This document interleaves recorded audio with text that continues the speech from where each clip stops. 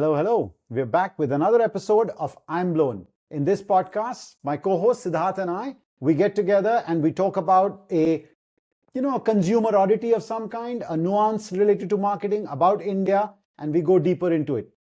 Today's oddity is fascinating. Did you know that most rural consumers who've moved and used toothpaste for oral hygiene still believe that the good old Datun is more effective? And when we got into it, we realized that this sort of trend cuts across many categories. So let's get into it. Atul, I spoke about toothpaste and Datun. Actually, it comes from a little bit of experience that I've had in the industry. And this is a little long back, maybe about 13, 14 years back when I was, doing the rural markets. And obviously for most toothpaste companies, rural penetration was supremely important because urban penetration was 90+%, whereas rural was only about 60, 70%. One of the oddities that we found out was even consumers who moved to toothpaste, that is, they've adopted this new format for oral hygiene. Right. When you really, dug deep down, you realize that they're not using toothpaste on a daily basis. One of the plays there was that they believed that Datun is actually more effective than toothpaste. Wow. And they only adopted toothpaste because it was a modern format and it was a sign of sort of progress. And that was truly I'm blown moment for me.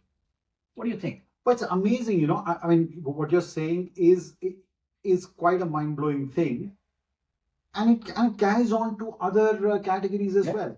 People buy liquid detergent, but they go ahead and scrub the cuffs and collars with a detergent bar. It happens all over the place, is what I've heard. Yeah, another one. You use a multi-blade razor, but you don't believe it's better than the Ustra that the salon guy uses. The guy uses the crazy looking thing. Yeah. You install ACs in your home, but you still believe that a air cooler is actually is far healthier because the air circulation comes from outside and it's not just the musty air. You still think air coolers are better than ACs. You put a split AC, but you don't think it works as effective as a window AC.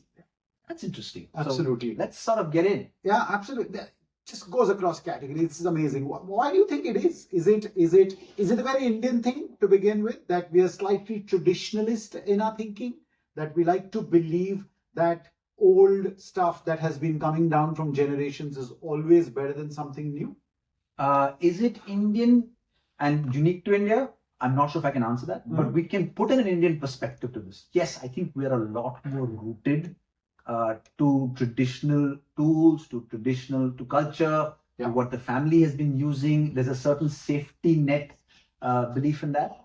But I think one of the things that if I look thing that cuts across all these categories is a sensory thing. Right? Let me explain this. Toothpaste, you use a brush and you sort of move in, but the activity of biting into that sort of Datun, the split AC, which is this really silent tool, probably cools your room. Yeah. The sound of a window AC or the sound of or an air cooler. Yeah. That sensing things makes you believe that that's working harder for me. What do you think? What I was thinking about was, and I'm sorry I'm going to agree with you on this, is that I was going to call it a tangibility bias. So, if I can see it, if I can feel it, if I can rub it, if it's got a little friction to it, either mental friction or physical friction, then I believe it a little bit more, right? So there is that. Going back to the traditionalist kind of thought process, I was just thinking to myself that who's the greatest influencer in our lives? Not influencer as in Instagram, but influencer as in the grandmom. If the grandmom says this is good for you, then chances are, you will over the years develop a thought process, and grandmom could be mom or whatever. So for example, we were going to take the example of Nimbu Pani, right? You can have all the packet juice in the world, but if you squeeze, feel tangible, Nimbu going into water and mix it with sugar, etc., that is the best refresher, better than any other drink in the world. So that's the whole tradition thing coming up again. Yeah, I think we take a lot more from earlier habits. We take a lot more from earlier influencers like our grandparents and parents. We take a lot more, we absorb a lot more, and we believe that what they say is largely true. So we're a more collectivist society, and therefore the leaning towards the past and leaning towards some degree of rootedness and the family unit is definitely plays a role. Sensory plays a role. The other thought, and this is an oddity, is, and when we dug deep into this toothpaste Datun thing, We have multiple toothpaste. You have toothpaste for anti-cavity, you have toothpaste for freshness, you have toothpaste for sensitivity. Consumers could not differentiate between toothpaste. But when you ask them about Datun, the neem gives me freshness. The Datun gives me antibacterial. The Meswak solves sensitivity. The language that they had, the depth of the language was far superior. And of course, that depth of language has been built over years. And that depth of language gives them a belief that this works better. And they haven't built that depth of language in these modern tools. So it's probably a matter of time some of these modern tools will be thought of as more effective. But early adoption, you don't have that depth of language. What do you think? But a lot of brands are doing that. I mean, I don't know whether I guess it will vary from category to category. I mean, for example, Shikakai shampoo, oils and things like that. Because as I'm sure all of us have had, is that you have that Sunday tel malish that, you as a child, you always got, even when you grow up. So the mom or the grandmom's always going to do that little thing, which is better for long-term benefit. And I wonder if this is another little angle that is there, that if you want to play long-term, go traditional. For immediate effect, something new or modern can be used. Allopathy versus Ayurveda. Absolutely, could be that. God, you know what? One of the meetings that I had recently, and one of the things that people tom about is convenience. Right. Consumers are seeking convenience. And we were discussing, and in that discussion, we realized that convenience is great for transaction, but not necessarily for usage. What is convenient may not be considered as to be very effective. That means, for your example, someone sitting and putting tail for 20 minutes versus shampoo for like 2 minutes. Yes, you may want to use shampoo because it's more convenient, you don't have the time. But you truly believe that what is effective takes time. Right? And therefore, something that takes a little longer, which is chawing a datun for 5-10 minutes versus toothpaste for a minute, you believe that it's more effective. Just the time consumed makes you believe it's more effective. Definitely, I think society in any case believe that effectiveness goes beyond the skin deep. Love plays an important role. Tradition plays, family values play an important role in anything that's effective. I think what's also important is, and a lot of the world is now coming around to it, which is natural is better than preservative, right? And yoga as an example, for example, right? So a lot of that is also coming into play. That's always been there in India, and a lot of the brands have tried to meld that in, but I don't know how effectively and how much more of that will happen. That's such a great point. In fact, one of the growing trends in skincare, or for that matter, even in toothpaste, is bring in modernity, but add some degree of tradition. The neem, the active salt, the good for you, back to nature, clean products are a big trend across categories. Even in food. I mean, here we're talking about skin and dental, but in food, that's such a huge thing, right? But I mean, in terms of even protein powders and things like that, talk about things that are traditional to India. I mean, the world over, whey protein is the leader, but in India, because of vegetarianism as well, but there is the traditional play of what works and what doesn't in terms of food habits. So just going back to an old point, it struck me, one of the natural insect repellents was cow dung, just burning cow dung, right? But now, of course, you have those good night mats and you have so many things. But, just when you see a cow dung, you see it burn, you see it work. You truly believe it will be more effective than that good night that's giving you this fragrant smell.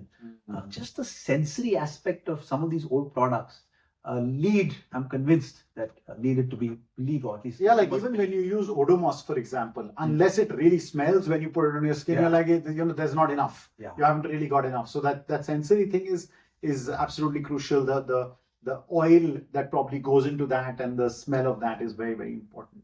What else? I was just going to take it, I'm interested in what else this could push itself into. So for example, taking it into a different direction, and I'm talking about mindsets here, digital payments versus cash. We were talking about something, a few weeks back about how we as Indians love to do cash on delivery in general for various reasons, but apparently there is a very strong emotional reason for doing COD, which is that, you can't take my money before you give me the thing. Correct. That's my old style of thinking, that real cash is real cash, right?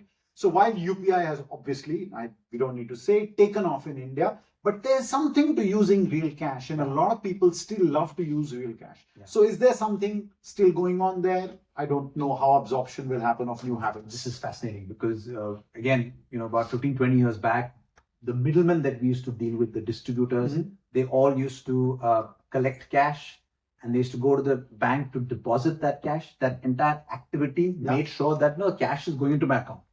And we had to move these distributors to say, listen, now you can just transfer the amount to us. Digital payments, Right? And it took them 3-4 years to believe that when I press that button, that actually the money is going away Yeah. from me. Or when I get that money, actually it's going to my Fascinating. account. And it took some Fascinating. time to settle in. Even Paytm, even today, when I pay someone, I have the urge to send a WhatsApp message that, listen, you've got Yeah. that, I've transferred that money to you, right? So there is a certain behavioral aspect of making sure you're pressing the button to move it forward. Very fascinating. Another one that came to my mind was, when you're talking to a family doctor, family physician, you're sitting there, they're asking you about all kinds of things versus an online doctor. Yeah. Right? Do Indians want to really disconnect from that personal connect, which is a very traditionalist way of thinking? I mean, doctor is still, I'm still talking allopathic. I'm not talking about your, Ayurvedic doctor or anything like that. But are these habits going to change as rapidly as they do the world over? I'm not sure. This doctor example is a fascinating one. I was doing some work for a skin care company that actually is positioning itself as a problem solution company. So what happens is, if you have a skin problem, you log onto their app, they'll scan your face, Right. they'll give you Which works brilliantly in other parts, especially Southeast Asia, and it really works a lot. It works very well, and the assumption was that it'll work. Yeah. And the natural intuitive feeling on an online purchase is the number of friction points you remove, make the journey tight, Should make be it shorter, should be more effective. But guess what? This was complete opposite. We added friction points. We added more time on the face scan. We put a scanner there saying that it'll take 2 minutes for us to diagnose, so hang in there. And then we gave them a foot. Fascinating. We added, I think there were 9 steps to diagnosis to treatment. We made it 25 steps. Guess what? More people bought into that. The sheer effort of it, or the sheer nature of mimicking an existing habit plays a big role in driving. Though I wonder whether that's got to do with tradition versus modern. It is connected there, but I wonder if that is, I don't know, you invest more time to sell to me kind of feeling. Fair point. I think the point and that's a very fair point. I think the point I wanted to make is there are existing habits, and we are very comfortable with the existing habits. So if you ask us to move away from an existing habit, it's going to take us time to buy that habit, be it cash to digital payments, be it Datun to toothpaste. It's sometimes a matter of time, but it will take time. And advertisers need to know their existing habits. And it's not that people just replace a habit. They add it to the repertoire, and over a period of time, they replace it. I wonder what this means for marketers. I'm sure there are many marketers out there who could talk to us in depth about, whether it's dental or skincare or food habits, etc. I wonder what it means that do you kind of, and a lot of brands already do it, do you meld tradition with modern and, say, fine, toothpaste, excellent, except it has neem, X, Y, Z. So you're kind of trying to bring them together, or make toothpaste more abrasive, because then you're closest to a datun, so to speak. Is there something there for marketers to learn? To me, it's not so much about blending tradition versus modern. That might be the solution. But I think for marketers, it's about, listen, what's the existing habit that you're trying to replace? If you know that, how much of the existing habit can I mimic? How familiar can I make it? It's almost like saying, listen, in India, not many people had burgers till they had the McAloo tikki. It was more familiar, and I was happy to get as it close as possible. So familiarity plays a role in adoption. Sure. And the more familiar you are, the better the adoption in all likelihood. That's probably what I would take away from most of this. Very interesting. Yeah, let's maybe just recap really quickly some of the points. The first one that came to mind was the whole, your earlier generation being the biggest influencer, and as a result being, kind of given those habits and believing that if your grandmom said so, then it's probably the right way to go. And it takes time to kind of get rid of that. The other one, leaning on to the habits bit, even if it's not been told by the past, you have some existing habits. When a modern tool comes in, you tend to just add it to the repertoire, not necessarily let go of the old habit till you sort of make sense whether this new habit is something that I would take on fully. So that's definitely a point. Another big thing in play is the natural versus artificial, whether it's packaged or whether it's, created rather than naturally available. So there is a tendency which is happening in the modern world as well, where you believe natural is better. So that's definitely something that influences. And the other thing that we looked at was things that take more effort generally cue better efficacy. Yeah. And therefore, even if you're using convenient tools, some effort will sort of cue better efficacy, and that's probably happening in many sort of categories. It's actually amazing how consumers behave, especially Indian consumers, and it's always fascinating to go down these amazing thought processes. The other one, let's not forget, sensory plays a huge role. The The tangibility. sound of the window AC makes you believe that this AC is cooling this room better than a split AC. Sensory plays a huge role as well. Yeah, if you can feel it, touch it, rub it, then it must be better. Oh, fabulous. I mean, we unlocked some points which I was not aware of. Oh, loving these conversations. We've spoken for some time now, but I truly believe that while we've covered some amazing points, there's still a lot left out. I have a feeling that we missed out a point. So if you think that we missed out any point, don't hesitate to write into us and we'd love to know more. And we'd love for you to share some interesting I'm blown moments so that we can kind of go down and figure those ones out for you. So this is Siddharth, my co-host, and me, Atul, signing off. And we'll be back soon with another episode of I'm Blown. See you guys soon.